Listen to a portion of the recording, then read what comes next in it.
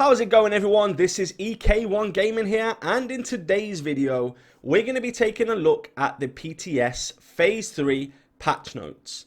Now, before we get into the video, guys, if you are new to the channel or you just haven't clicked that subscribe button yet, make sure you hit that subscribe button and the little notification bell next to it to be notified every time I release a video.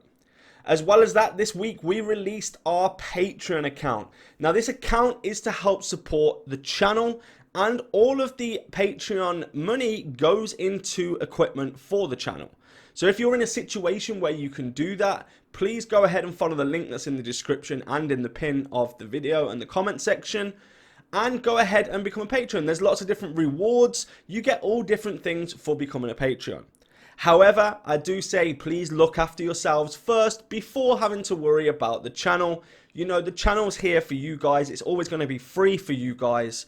So just giving me a like or a view is support enough as well, especially in today's climate. I understand people do not have disposable money, so don't worry if you can't become a Patreon. But if you can, it's fantastic to get your support behind the channel so we can improve the video quality.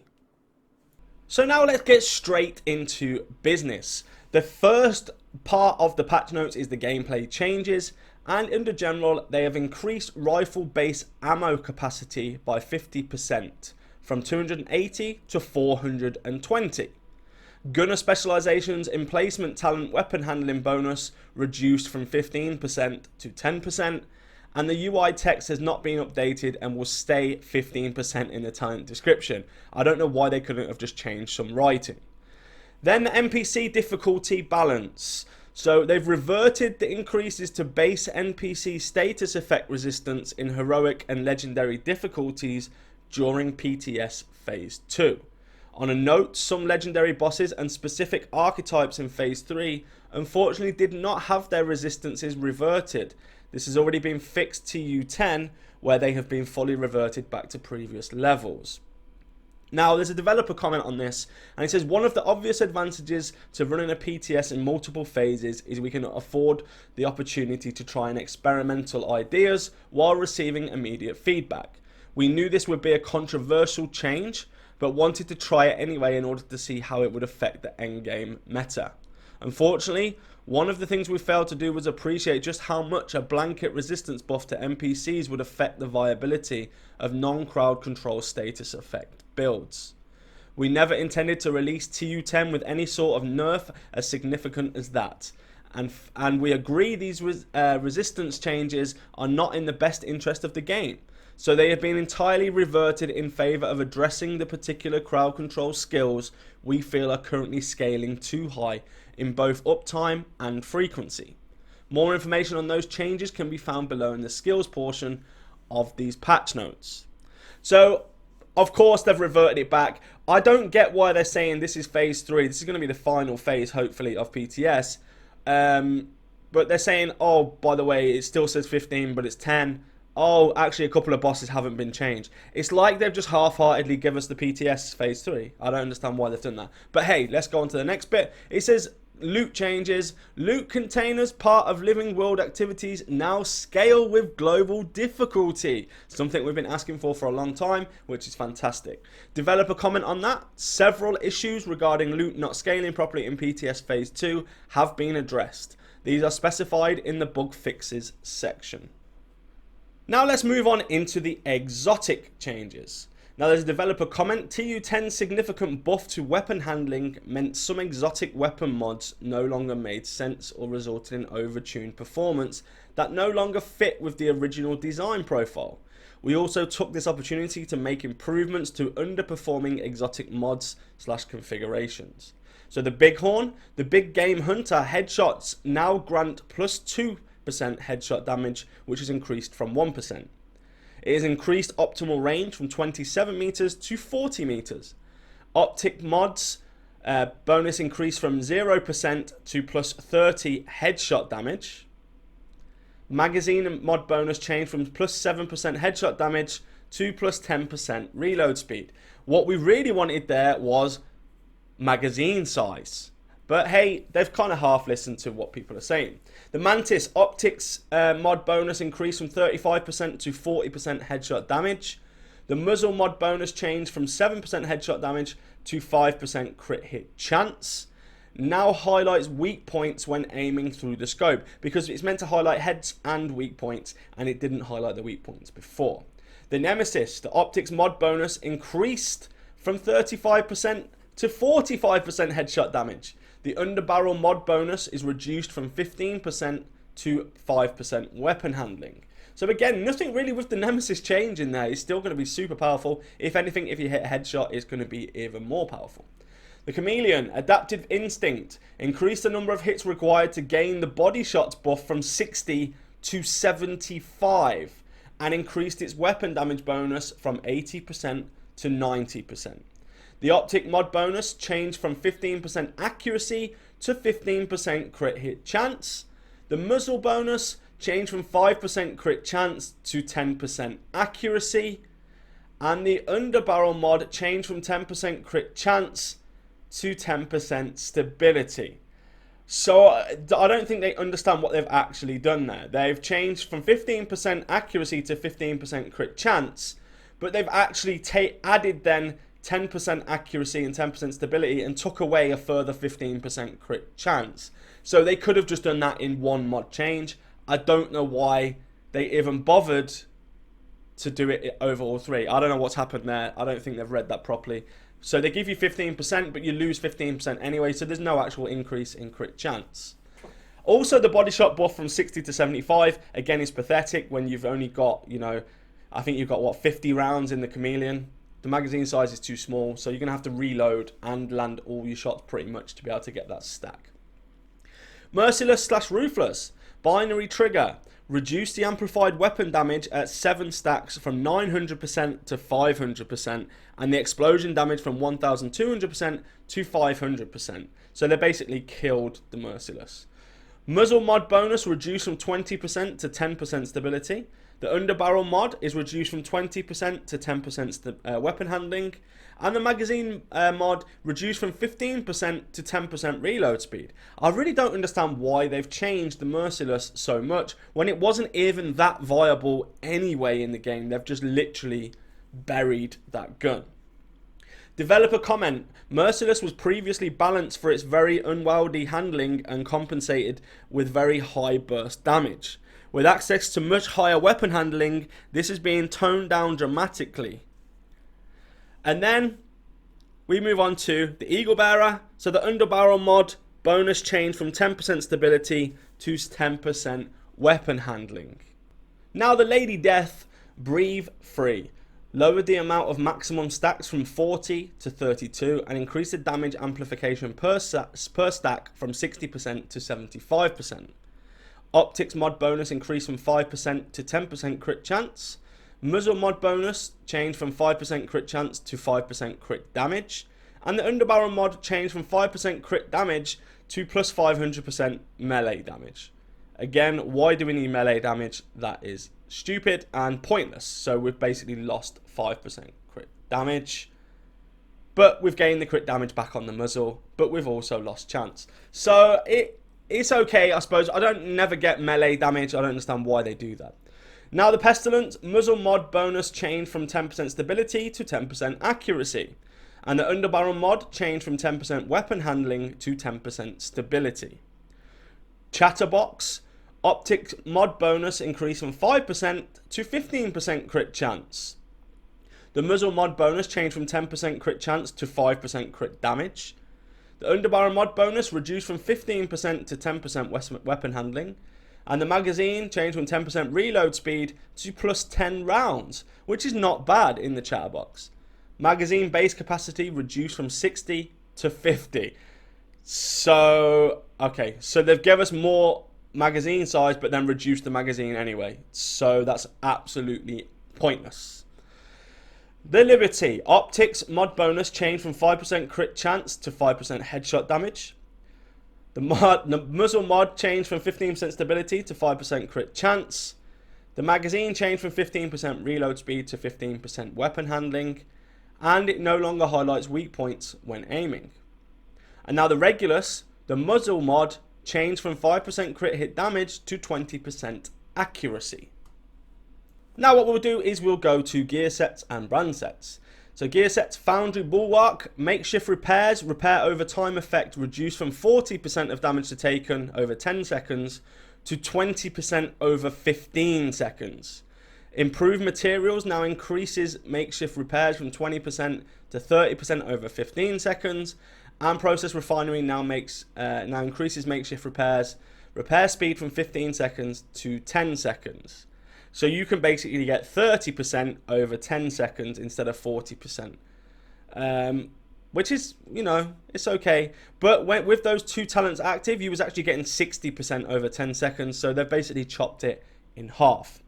Developer comments on this one. The intention from Foundry Bulwark is for it to be the premier gear set choice for tanks or players looking to maximize their survivability. Especially when paired with a shield such as the Bulwark, these values should better represent the level of survivability we intended this gear set to provide. As we still want situational awareness and smart positioning to be a factor in moment-to-moment decision making. The previous tuning during PTS Phase 1 and 2 meant even bad play couldn't be punished due to having over-generously damage reduction and self-repair strength. So basically they're saying any noob could use it, so they've fixed it now where you have to have some kind of skill. But I don't know if it's going to be viable now, being chopped in half like that. But we'll have to test it out in Phase 3. Incoming repairs on the brand set increased from 15% to 20% on 511 Tactical and Richter and Kaiser GmbH. So yeah, incoming repairs has been increased by 5% on those two brand sets. So now what we'll take a look at is the weapon changes. The Carbine 7 has been increased to 8.7% damage increase from a 7.6%. CTAR has been increased 8.6% damage increase. And an MPX has been reduced to 17.7% from 20.8%. Little bit disappointing that they're the only weapon changes in this phase. And what we're going to do now is take a look at the skill changes. And there's a lot of them. So starting with Seeker Mine. Cluster Seeker Mine targeting accuracy has been improved. And then there's a developer comment there which says the Cluster Seeker Mine is not intended to be as accurate as the explosive variant. Once it is in a certain distance from a target, it locks onto the location it is aiming for and continues towards that regardless of where it is. Original target agent has since moved to. This bull charge behavior reflects the mini mine's less advanced technology and balances the skill mod's effectiveness. We have noticed that the Cluster Seeker's accuracy has been a source of frustration, so we've shortened the distance until it activates its bull charge and adjusted when it decides to explode. These adjustments should make the Cluster Seeker feel more accurate, but these are measured steps as we do not want the skill to return to its OP TU7 state. Now the Stinger Hive base damage has been reduced by 20%. Stinger Hive damage bonus per skill tier increased from 10% to 20%. The Restorer Hive now gains plus 5% drone flight speed per skill tier. The Chem Launcher, Riot Foam Chem Launcher, Ensnare duration bonus per skill tier reduced from 20% to 10%. The Firefly blind duration bonus per skill tier is increased from 20%. Sorry, it reduced from 20% to 10%. The Firefly base blind duration reduced from 6 seconds to 5 seconds. The Pulse, the Banshee Pulse, base confused duration reduced from 5 seconds to 4 seconds. And the Jammer Pulse, disrupt duration reduced from 4 seconds to 3 seconds. On the Shock Trap base shock duration reduced from 5 seconds to 3 seconds. PvP duration remains unchanged. The Shock Trap base radius increased from 2 meters to 2.5 meters. Now moving on, we're going to look at the PvP changes. So the gear set PvP change is Foundry Bulwark. Makeshift repairs, repair over time effect reduced by minus 50% in PvP. Weapon changes in PvP. Shotgun PvP damage reduced by 12.5%. The pistol PvP damage is reduced by 10%. Merciless, Ruthless, Binary Triggered Amplified Weapon damage and Explosive damage is reduced by 50%. Skills changes. Firestarter Chem Launcher PvP damage reduced by 20%. The Stinger Hive PvP damage is increased by 20%, scaling up to 65% at skill tier 6. Striker drone PvP damage increased by 30%, 20% increase from PTS 2. And the assault turret PvP damage is increased by 55%, which is an increase of 25% from phase 2. And then there's a developer comment: we want dedicated skill builds to have multiple powerful defensive tools for area denial / control.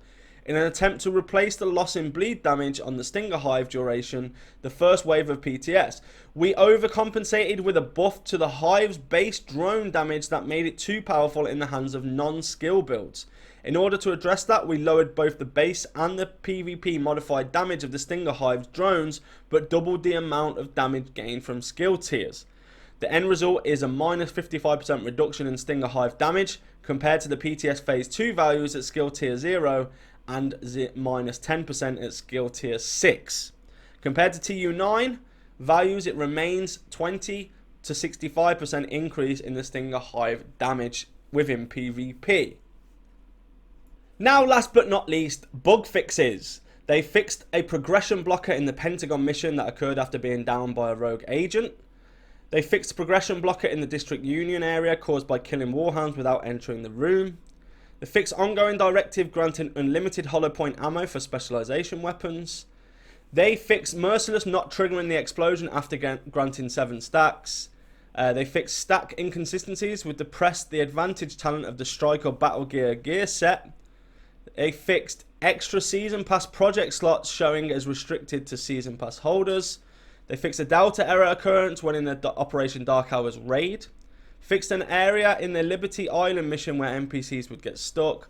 Fixed the Mad Bomber talent losing functionality after player respawns in conflict. Fixed the Cluster Seeker mine detonating at the NPC's location when it was deployed.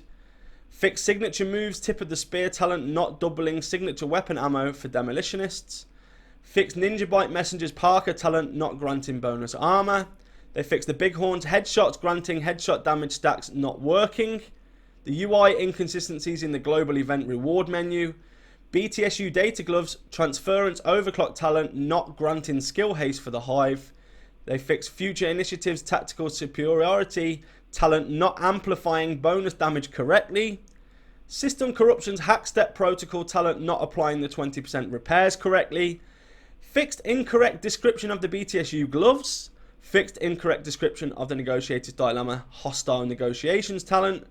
Fixed incorrect description of the Chameleon's adaptive instinct talent.